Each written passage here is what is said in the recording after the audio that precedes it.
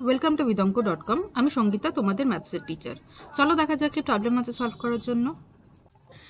এ একটি বৃত্ত যার মধ্যে -1/2, -1/3, 0, 1/4 সংখ্যাগুলি রয়েছে। বি একটি অপর বৃত্ত যার মধ্যে 1/2, 1/3, 0 এবং -1/4 সংখ্যাগুলি রয়েছে। তাহলে এ ও বি এর মধ্যে সাধারণ বা কমন মূলদ সংখ্যাগুলি কি, সেগুলো আমাদের নির্ণয় করতে হবে। তো তার জন্য দুটো বৃত্ত আঁকি। ঠিক আছে, এ হলো একটি বৃত্ত এবং বি হলো আরেকটি বৃত্ত। এই বৃত্তের মধ্যে কি কি মূলত সংখ্যা আছে? -1/2, -1/3। দেখো জিরো, দেখো দুটোতেই কমন। ঠিক আছে, তাহলে জিরোটাকে এই কমন জায়গাতে বসালাম। আর এতে আরেকটা রয়েছে 1/4।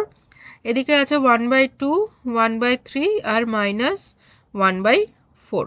ঠিক আছে, তাহলে কমন রিজিয়নের মধ্যে কোন মূলত সংখ্যাটা পড়ছে? কমন রিজিয়নের মধ্যে 0 পড়ছে খালি।